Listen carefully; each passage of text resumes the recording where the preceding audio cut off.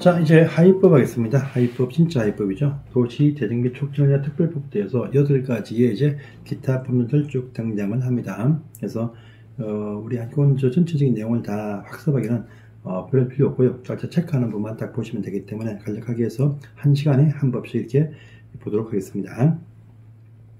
자, 첫 번째, 도시재정비 촉진을 위한 특별법이다. 이거 한 문제 나오죠. 한 문제가 나오는데요.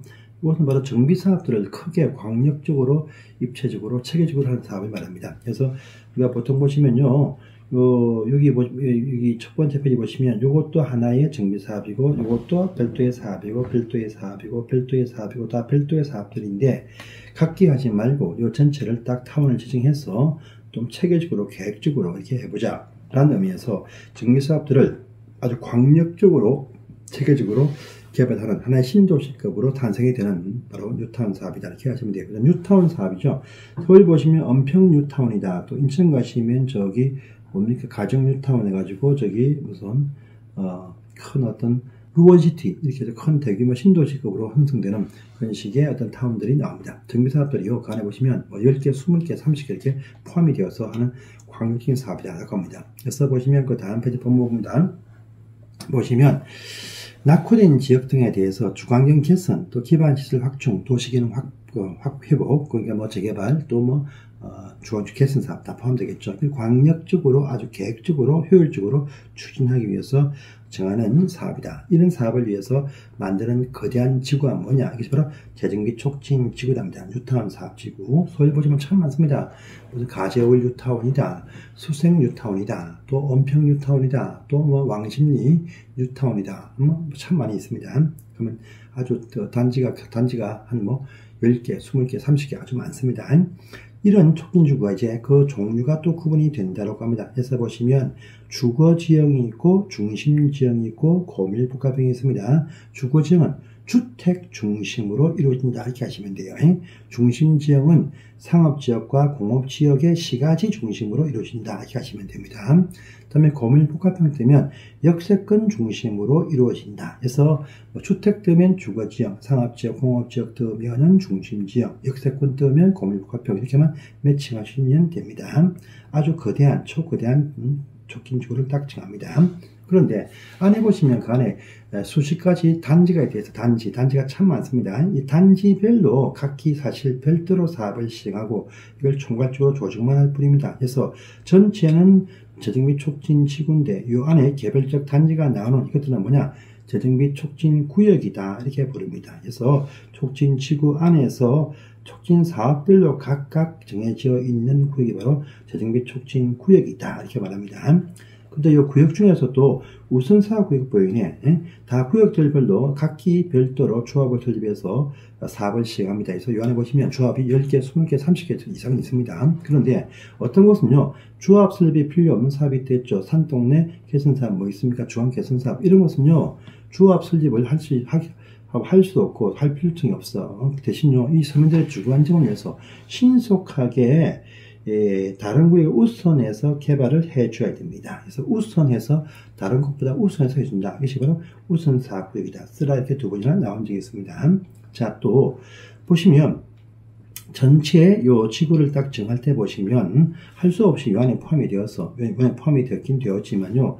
요쪽 구역, 요쪽하고 요쪽을 딱 보니까 이쪽은 새 아파트 완전히 새 아파트가 지어진 곳이 그 안에 포함이 딱 되었습니다. 그러면 철거를 못합니다. 새 아파트가 포함이 되어 철거 못해. 이제 구역에 전체 지구에는 포함이 되었지만 얼마 전에 최근에 신축한 아파트가 딱 보인다. 철거를 못해. 그럼 놓아둬야 돼요.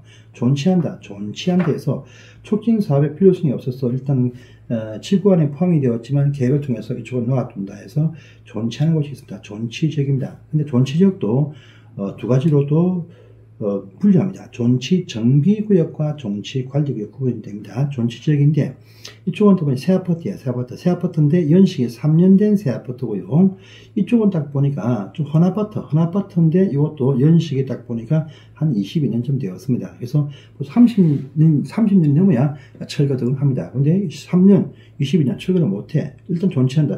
다 존치적인데 3년 된 이 아파트는요, 앞으로 계속 40년, 50년 계속 쭉 존치를 해야 돼. 계속 관리만 한다 해서 존치 관리구역, 기존 체계로 계속 유지합니다. 존치 관리구역입니다. 그런데 여기 헌아파트가 있는 22년 연식이 22년 동안 되어진 요 준공 22년 되어진 요 아파트는요, 이건 요 전체적인 지구 완성이 한 8년, 10년 되는데 8년, 10년 흐르면 30년 넘어가 버려. 필요성이 발생할 수 있습니다. 지금은 당장 존치하지만 시간이 경과가 되어지면 필요성이 높아진다면 이건 존치를 했지만 나중에 정비해보자. 존치, 정비구역 이렇게 구분해서 장소를 결정을 합니다. 자, 우리 재정비 촉진 지구는요, 이 촉진 사업들을 하기 위해서 정해진 하나의 일단의 지구죠. 그럼 이 안에 포함되는 사업들은 무엇이냐? 참 중요하죠. 이게 시험에 제일 많이 나왔죠.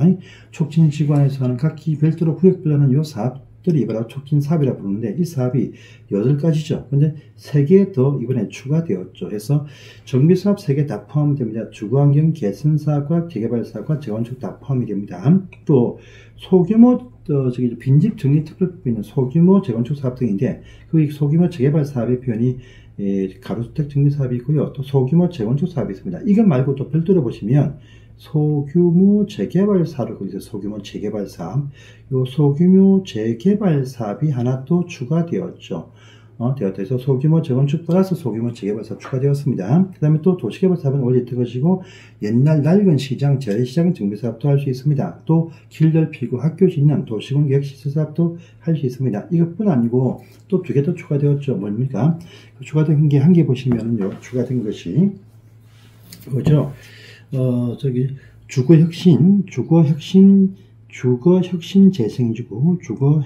재생지구가 또 추가되었죠. 추가되었고, 또 하나 보시면, 도심, 공공주택 복합사업, 도심 공공주택 복합사업, 이것도 하나, 재생사업, 그 다음에 도심 공공주택 복합사업, 이것도 추가되었다 해서 소규모 재개발사업, 도심 공공주택 복합사업, 그 다음에, 주거혁신 재생사업, 이것이 3개가 추가되어서 이제 지금은요, 11가지 사업이다 라고 합니다. 그래서 다음 시험 11가지입니다. 이거 개정판은 이제 밴드에다 올려놨습니다. 그 부분 아시고요.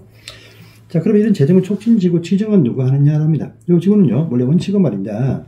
이 시군구청에서 한 것이 아니고, 시군구청에서는요, 시도지사한테 지정을 신청해서 구역 지정을 받아온다가 기본 원칙입니다. 그런데 이들뿐 아니고, 시, 도지사, 대도시는 직접 지정을 또 할 수도 있다라고 합니다. 신청을 통해서 지정을 받아오든지 직접 지정을 또 할 수가 있다라고 하는 것이 여기 1번에 있고, 또 2번에 1번에 보시면 그 내용이 나와 있습니다. 확인을 해주세요. 자, 그 다음 페이지입니다. 요 지정 요건이 이쪽에 바뀌었죠. 지정 면적이 두 번이나 시험에 나오면서 복잡했습니다. 아주 간단하게 바뀌었습니다. 이것이 주거 지형이든 중심 지형이든 고밀 복합형이든 전부 다 10만 제곱미터 이상만 된다. 이렇게 하면 주거 지형 50만, 또 중심 20만, 이것이 다 삭제가 다 되었죠. 또 밑에 완화조항, 옆에 낙엽에는 완화조항이 다 삭제가 되어서 이제 필요성이 없게 되었다. 그래서 10만 제곱미터 이상이면 된다. 이렇게 통일되었습니다. 그래서 주거 지형도 10만 이상, 중심도 10만 이상, 고밀 복합형도 10만 이상 이렇게 통일되었습니다. 실료편 참 중요하죠. 촉진지구 지정을 했습니다. 촉진지구 지정했어요. 그러면은 이때도 보시면 정비구역의 지정처럼 투기 제한, 억제를 받습니다. 빨리빨리 그 다음번 절차를 밟아야 돼요. 그래서 이 촉진지구 지정하면 촉진계획, 이 4번요. 촉진지구 지정에서 투기 제한 한 다음에 크기 때문에 그 다음에 촉진계획을 결정합니다. 그래서 촉진지구 지정일로부터 2년이 되어도 촉진계획이 결정되지 아니하면 2년 되는 날 그 다음날에 촉진지구 지정이 상실된다라는 요 문장 전체를 다 몽땅 외워주십시오. 그래서 지구를 전체 다 없애버리겠다 하는 것이 기본적인 원칙입니다.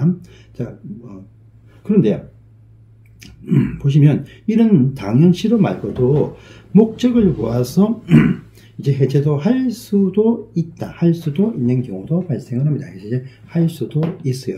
자, 그런데 해제를 할 수 있는 이 경우 해당이 딱 되었어. 우리가 저기 신림뉴타운 같은 경우와 당국에 있는 상기 뉴타운이 해제가 실제 되었습니다. 해제할 수 있다고 해서 해제했습니다. 그런데 전체는 다 해제를 합니다. 해제해요. 해제하는데 이 안에 보니까 으쌰으쌰 잘 되고 있는 곳이 몇 개 딱 보입니다. 그래서 이미 보니까 전체는 다 해제를 하는데 여기 요 촉진구역별로 각기 추진이 또 조합 설립에 동의한 자 2분의 1 이상 3분의 2 이내 일정 비율 또는 전체 가반수가 우리는 계속 하겠다라고 원합니다. 그러면요, 요쪽 구역만 가지고 정비사업을 하면 돼. 해서 유효하게 남겨준다. 라는 부분도 있습니다. 이것도 보시고요. 그러면서 고밀복합형의 지정 면적은 뭐 똑같이 10만 이상이지만요, 실제 보시면 작아요, 면적이.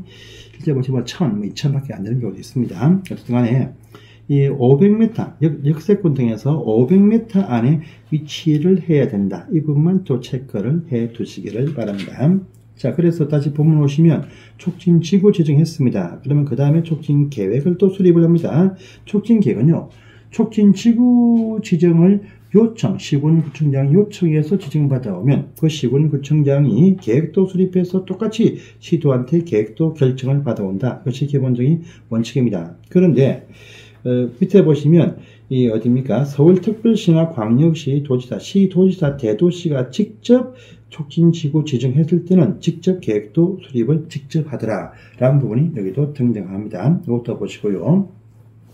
자, 그 다음 페이지에 가보시면은요, 그럼 보통은요, 시군구청이 계획을 수립을 해서 시도지사한테 계획을 신청을 합니다. 결정을 신청해요. 결정 신청을 하는데 계획을 잘 세우려면 전문가가 요 시군구 단위에 많이 있어야 됩니다. 공무원 중에서 도시계획 박사급이 또 많이 있어야 됩니다. 근데 거의 없어요. 공무원 순환보직으로서 박사급이 거의 없습니다. 없다 보니까 어떻게 하느냐? 그렇게 하면 결정권자인 시도지사 등은 말입니다. 시도지사, 대도시장 등은 이 계획의 총괄 진행 등을 위해서 도시계획 전문가 등을 총괄 계획가로 위촉을 해서 요들 구청장이 계획을 세울 때 관여, 참여, 조정을 잘해서 잘 세우게 하겠다. 그래서 총괄 계획가가 나옵니다. 도시계획 무슨 전문가 되면 총괄 계획가를 위촉한다. 이렇게 하시면 돼요. 자, 또 보시면은요, 결정은 시도지사가 신청을 받거나 또 직접 수립하면 직접 결정을 한다. 이렇게 되어 있습니다. 해서 보시고요. 자, 또 5번을 봅니다. 자, 보니까 이건 또 요 얘기입니다.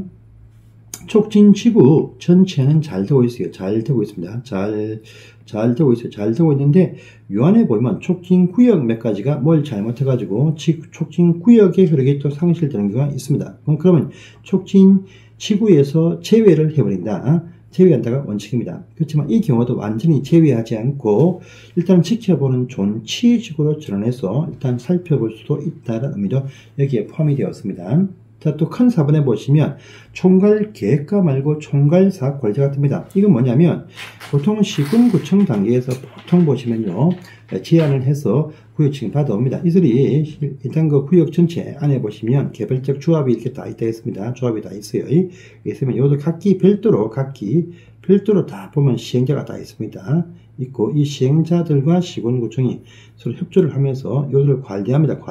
관리하는데 시군구청에서 관리할 인력이 좀 작아. 그러면 이런 도시개발 등을 전문으로 하는 바로 어디입니까? 토지주택공사 또는 지방공사, SH, LH 등으로 하여금 당신들이 요 시행자를 좀 관리해라. 그렇게 해가지고 촉진계획 수립권자 이들이 요 토지공사, 지방공사를 총괄사 관리자로 지정해가지고 이들과 조율하면서 관리케 할 수가 있다. 생각하는 부분도 있습니다. 그래서 이 총괄 계획가와 총괄 사업관리자 구분을 꼭 해주세요. 자, 4번 누가 하느냐? 촉진구역별로 각각 사업자가 시행한다. 촉진구역별로 사업자가 한다. 이렇게 말했습니다. 그런데 요 아래서 혹시나 정비사업 하는 곳이 있다. 요 안에 혹시나 요만치가 정비사업이다. 정비사업을 한다. 라고 할 때는요, 조합이 다 있지만 그들의 과반수가 동의한다라면 시장 군수 등이나 토지공사, 지방공사한테 시행해달라. 이렇게 요청해서 시행자 지정을 요청해서 하는 경우도 있다 할 수 있다랍니다. 그런데 요 중에서 우선사업구역, 서민들의 주관적으로 해서 우선적으로 사업을 지원해주는 우선사업구역이 있다고 합니다. 아무리 정비사업들은요, 필요성이 있어도 산통면을 할지라도 그들이 원치 않으면 사업을 해줄 수가 없습니다. 길만 나와주고 알아서 살게 해야 됩니다. 원치 않으면. 그래서 보시면 우선사업구역도 과반수의 동의가 있다라고 한다면 그때는 시장 군수 등이 나서서 또는 총괄사업관리자, 토지공사, 지방공사가 나서서 시행하도록 해야 된다 보이죠. 그래서 우선사업구역도 동의는 과반수 받아가지고 해주어야 된다. 정비사업은 동의 과반수가 한다면 해줄 수 있다. 이런 식의 표현도 보시기 바랍니다. 자, 또 하나 촉진계획도 결정을 딱 했어요. 했는데 2년 되어도 해당 구역에서 2년 안에 조합 설립인가 못 받고 있어. 또는요, 구역 촉진계획 결정으로부터 어떤 곳은 3년에 사업 시행 계획서 인가도 받지 못한다. 그러면 이제 다른 데 물려가라. 총괄이 가서 사업을 시행을 해줄 수 있다. 이렇게 되는 부분도 있습니다. 그래서 이거 보시고요. 자, 이제 마지막 편인데, 이제 147페이지 보시면요. 자, 요 2번상, 7번의 2번상 보시면, 전체적인 촉진 계획은 결정이 안 되어도 신속하게 우선 도와줘야 돼. 우선 사업구역, 여기에 대해서만 촉진 계획을 결정해서 이쪽만 먼저 시행하게 해주겠다. 라는 부분도 보시고요. 또 3번 보시면요. 이 사업을 하면 항상 용적률을 완화해 줍니다. 완화해주면 증가되는, 완화되어진 그 용적률의 75% 범위 안에서 임대주택을 공급을 해야 됩니다. 임대주택, 임대주택 등, 부르는데, 이 중에서 85를 초과하는 것은요, 40% 이하 범위 안에서 정해라. 라는 부분도 있으니까, 요 3번 또 체크를 꼭 해주시고, 4번까지도 봐주시면 좋겠습니다. 그렇게 해서 촉진법을 끝을 내시고, 그 다음번에 시설물법으로 가도록 하겠습니다. 감사합니다.